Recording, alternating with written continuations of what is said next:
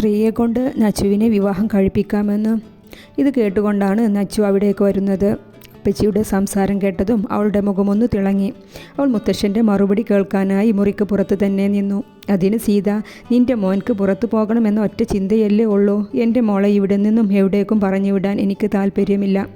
മുത്തശ്ശൻ ആ വിഷയം അവിടെ വെച്ച് നിർത്തി. ലക്ഷ്മിയുടെ സ്വർണമുണ്ടല്ലോ, ബാക്കി വാങ്ങിക്കാം. ഇത് കേട്ടതും നച്ചു വേഗം മുത്തശ്ശൻ്റെ അടുത്തേക്ക് വന്നു.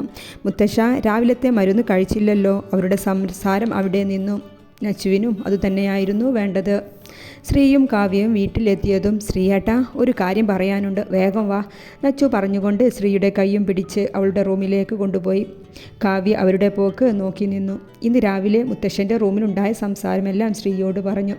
നച്ചു, ആ കല്യാണാലോചന എത്രയും പെട്ടെന്ന് മുടക്കണം, അല്ലെങ്കിൽ നമ്മുടെ ജീവിതമാകെ കുഴയുമല്ലോ.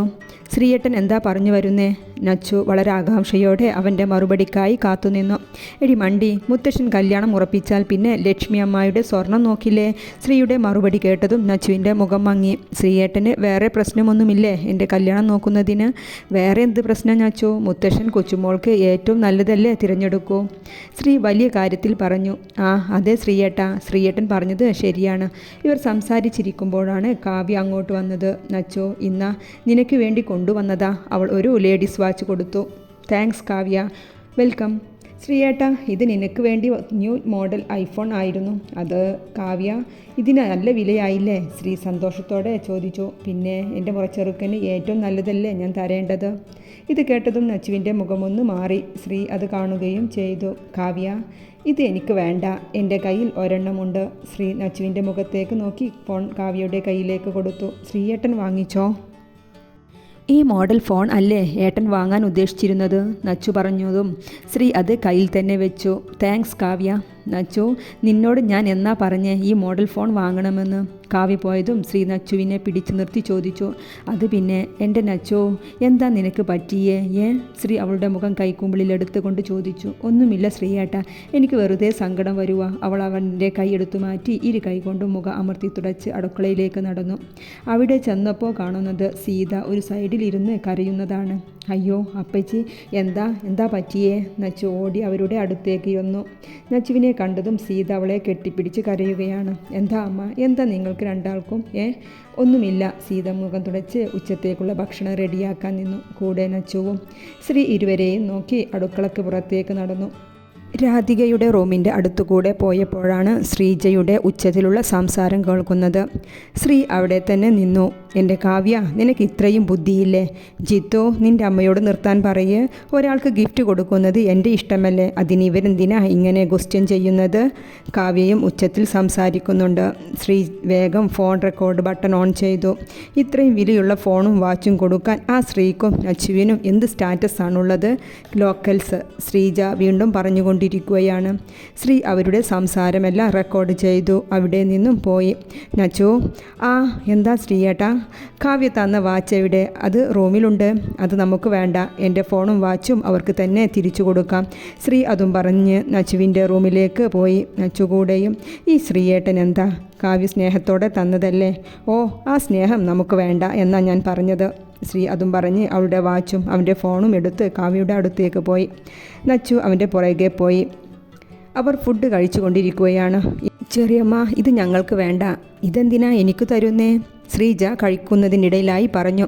ചെറിയമ്മക്കല്ലേ കാവ്യ ഞങ്ങൾക്ക് തന്നതിൽ വലിയ വിഷമം. ഇത് ഞങ്ങൾക്ക് രണ്ടാൾക്കും വേണ്ട. എനിക്കെന്ത് പ്രശ്നം നിങ്ങൾക്ക് കാവ്യമോൾ തന്നതിൽ? ശ്രീ, നീ എന്തോ തെറ്റിദ്ധരിച്ചതാണ്. ഓ, തെറ്റിദ്ധാരണ അല്ലേ? ശ്രീ പറഞ്ഞുകൊണ്ട് അവൻ്റെ ഫോൺ എടുത്ത് വോയിസ് റെക്കോർഡ് ഓൺ ചെയ്തു. ഫുഡ് കഴിച്ചു കൊണ്ടിരിക്കുന്ന മുത്തശ്ശനടക്കം എല്ലാവരും ഇത് കേൾക്കുകയും ചെയ്തു.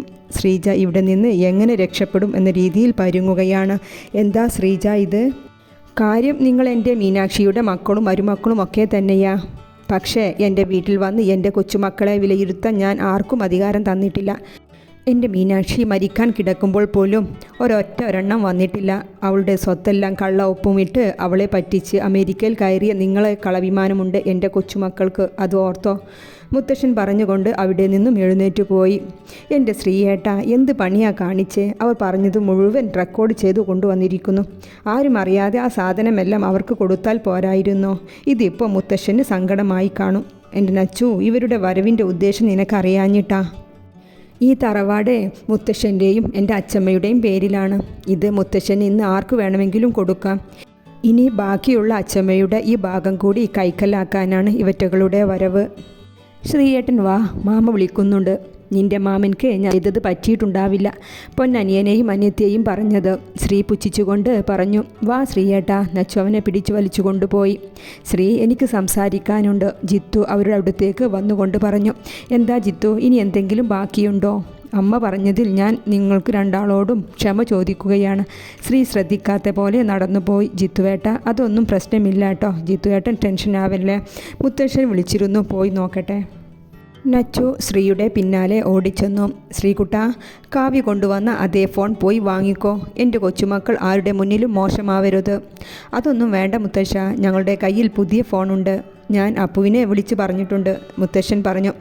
നച്ചുവും ശ്രീയും മുഖത്തോട് മുഖം നോക്കി. ശ്രീയേട്ടാ. ആ കാവ്യ.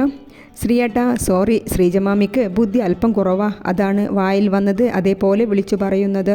നോക്കൂ കാവ്യ, ഞങ്ങൾക്ക് വേണ്ട ഇനി ആ ഗിഫ്റ്റ്. അതിന് ശ്രീയേട്ടാ, നച്ചുവിൻ്റെ കാര്യമല്ല ഞാൻ പറഞ്ഞത്. ശ്രീയേട്ടൻ ആ ഫോൺ തിരിച്ചു വാങ്ങണം. സോറി കാവ്യ, ഞാനും നച്ചുവും ഒന്നാണ്. അവൾക്ക് വേണ്ടാത്തത് എനിക്കും, എനിക്ക് വേണ്ടാത്തത് അവൾക്കും വേണ്ട. എന്താ ശ്രീയേട്ടാ നിങ്ങൾക്കിടയിൽ? എന്താ കാവ്യ നീ ഉദ്ദേശിക്കുന്നത്? അവൾ എൻ്റെ കസിനാണ്, എൻ്റെ ബെസ്റ്റ് ഫ്രണ്ടാണ്. ഇവരുടെ സംസാരം കേട്ടുകൊണ്ടാണ് നച്ചു അവിടേക്ക് വന്നത്. അവൾ അവരെ നോക്കി പോവാൻ നിന്നതും ശ്രീ അവളെ വിളിച്ചു. നച്ചു, എൻ്റെ ഷർട്ടിൻ്റെ ബട്ടൺ പൊട്ടി, ഒന്ന് തയ്ച്ചു താ. വാ ശ്രീയേട്ടാ പറഞ്ഞുകൊണ്ട് നച്ചു അവിടെ നിന്നും പോയി.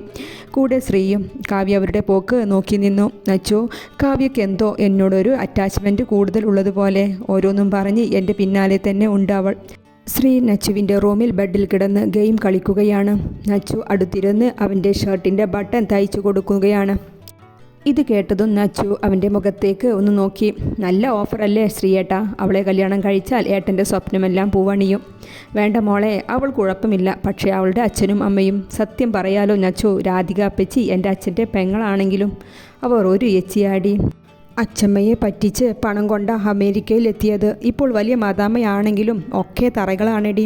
നല്ല ഓഫറാണ് ഏട്ടാ, ചിന്തിക്ക്. എൻ്റെ കുട്ടി, എൻ്റെ ബട്ടൺ ശരിയാക്ക്, എന്നെ തിരുത്താൻ നോക്കണ്ട. ഓ, എനിക്ക് നിന്നെ തിരുത്തിയിട്ട് എന്ത് കാര്യം? അവൾ പറഞ്ഞുകൊണ്ട് അവൻ്റെ ഷർട്ട് അവൻ്റെ നെഞ്ചിലേക്ക് ഇട്ടുകൊടുത്തു. എൻ്റെ നച്ചു, എനിക്ക് ഇങ്ങനെ ഫ്രീ ആയി പറക്കണം. ഓ, ഇങ്ങനെ ഫ്രീ ആയി പറക്കാൻ ആഗ്രഹിക്കുന്നവർ തന്നെയാ വല്ല പ്രേമത്തിലും പെട്ടുപോയാൽ തല കുത്തി വീഴുന്നത്. നച്ചു പറഞ്ഞുകൊണ്ട് മുറിക്ക് പുറത്തേക്ക് നടന്നു. നച്ചു മുത്തശ്ശൻ്റെ കൂടെ മുറ്റത്ത് നടക്കുകയാണ്. അമ്മയ്ക്ക് അവകാശമുള്ളതല്ലേ ഈ തറവാട്? ഇതിൻ്റെ ഭാഗം കിട്ടിയാൽ നമ്മൾ കണ്ടുവച്ച ടൗണിലുള്ള ആ ബിൽഡിംഗ് വാങ്ങാമായിരുന്നു. ഈ തറവാട് വിൽക്കാതെ ഇതിൻ്റെ ഭാഗം കിട്ടുമോ രാജീവേട്ട? അതിനൊക്കെ ഞാൻ വഴി കണ്ടിട്ടുണ്ട്. ആ കിളവനെ കൊണ്ട് എങ്ങനെയെങ്കിലും മുഴുവൻ അവകാശവും നമ്മൾക്കായി എഴുതി വാങ്ങണം. എന്നാൽ ഇവരുടെ സംസാരമെല്ലാം നച്ചുവും മുത്തശ്ശനും കേൾക്കുന്നുണ്ടായിരുന്നു. മുത്തശ്ശൻ ഒന്നും മിണ്ടാതെ നച്ചുവിനെയും കൂട്ടി അകത്തേക്ക് നടന്നു. അദ്ദേഹം തൻ്റെ പേഴ്സണൽ വക്കീലിനെ വിളിച്ചു വരുത്തി. തറവാട് മുഴുവനായും നച്ചുവിൻ്റെ പേരിലേക്ക് മാറ്റാനുള്ള റെഡിയാക്കി. കൂടാതെ കാവും കാട്ടിൽ എന്ന വീട്ടുപേരിൻ്റെ കൂടെ നക്ഷത്രഭവൻ എന്നുകൂടെ എഴുതി ചേർത്ത് ഒരു നെയിം ബോർഡും തൂക്കാൻ തീരുമാനിച്ചു. രാജിയും ഹരിയും കൂടി തറവാട് വക്കീലിനെ കാണാൻ പോയപ്പോഴാണ് ഈ മാറ്റം അറിഞ്ഞത്. അവർ ചാടിത്തുള്ളി മുത്തശ്ശൻ്റെ അടുത്തേക്ക് വന്നു. എന്താ, എല്ലാവരും ഉണ്ടല്ലോ? അമ്മാവ, ഈ തറവാട് അമ്മക്ക് കൂടി അവകാശപ്പെട്ടതല്ലേ, അത് എങ്ങനെ നച്ചുവിൻ്റെ പേരിലേക്ക് മാറ്റാൻ പറ്റും? രാജീവാണ് ചോദിച്ചത്. ഓഹോ, എല്ലാം അറിഞ്ഞിട്ടാണല്ലോ മക്കളുടെ വരവ്. എന്നാൽ കേട്ടോളൂ, എൻ്റെ സഹോദരി മീനാക്ഷി മരിക്കുന്നതിന് മുമ്പ് ഈ തറവാട് എൻ്റെ പേരിലേക്ക് തന്നിരുന്നു. അതിൻ്റെ കാരണം കൂടെ മക്കൾക്കറിയണ്ടേ? മുത്തശ്ശൻ അലമാര തുറന്ന് ഡോക്യുമെൻ്റ് എടുത്തു. നിങ്ങൾ അമേരിക്കയിൽ കയറുമ്പോൾ മീനാക്ഷിയുടേതല്ലാതെ എൻ്റെ പേരിലുള്ള 2 ഏക്കർ നിലം കള്ള ഒപ്പിട്ട് വിറ്റുപോയത് ഓർമ്മയുണ്ടാവുമല്ലോ. അതിനു പകരം അവൾ എഴുതി തന്നതാ ഈ തറവാട്. അത് ഞാൻ എൻ്റെ മകൻ്റെ മകളായ നക്ഷത്ര വിഷ്ണുവിന് നൽകി. ഇനി എന്തെങ്കിലും പറയാനുണ്ടോ? എൻ്റെ കുഞ്ഞിനെ എൻ്റെ കാലശേഷം തട്ടിക്കളിക്കാൻ ഞാൻ ആർക്കും തരില്ല. ഒരുമയിൽ നിൽക്കാൻ പറ്റുമെങ്കിൽ ഇവിടെ നിൽക്കാം, ഇല്ലെങ്കിൽ എല്ലാവർക്കും ഇറങ്ങാം. മുത്തശ്ശൻ അതും പറഞ്ഞ് പുറത്തേക്ക് നടന്നു. നച്ചു ഇതെല്ലാം കേട്ട് റൂമിൽ ഉണ്ടായിരുന്നു. ശ്രീയേട്ടാ, മുത്തശ്ശൻ എന്തൊക്കെയാ ചെയ്യുന്നത്? എനിക്കെന്തിനാ ഈ വീട്? മുത്തശ്ശൻ ചെയ്തതിൽ എന്താ തെറ്റ് നച്ചോ? നിൻ്റെ അച്ഛൻക്ക് അവകാശപ്പെട്ടതല്ലേ, അത് നിൻ്റെ പേരിലേക്ക് മാറ്റി, അത്രയേ ഉള്ളൂ. ഇരുവരും നച്ചുവിൻ്റെ റൂമിൽ ഇരിക്കുകയാണ്. രാവിലെ എല്ലാവരും ഭക്ഷണം കഴിക്കുകയാണ്. സീത, മുത്തശ്ശൻ വിളിച്ചുകൊണ്ട് ഡൈനിങ് ഹാളിലേക്ക് വന്നു. എന്താ അച്ഛാ? സീത പെട്ടെന്ന് എഴുന്നേറ്റ് അച്ഛൻ്റെ അടുത്തേക്ക് വന്നു. ലക്ഷ്മിയുടെ സ്വർണം കാണുന്നില്ല. ഞാൻ എൻ്റെ ലോക്കറിൽ വെച്ചതായിരുന്നു. അതിൻ്റെ പെട്ടി അടക്കം ഒന്നും കാണുന്നില്ല. കേട്ടതും ശ്രീ നച്ചുവിൻ്റെ മുഖത്തേക്ക് നോക്കി. സെയിം ടൈമിൽ തന്നെ നച്ചു ശ്രീയുടെ മുഖത്തേക്കും നോക്കിയത്.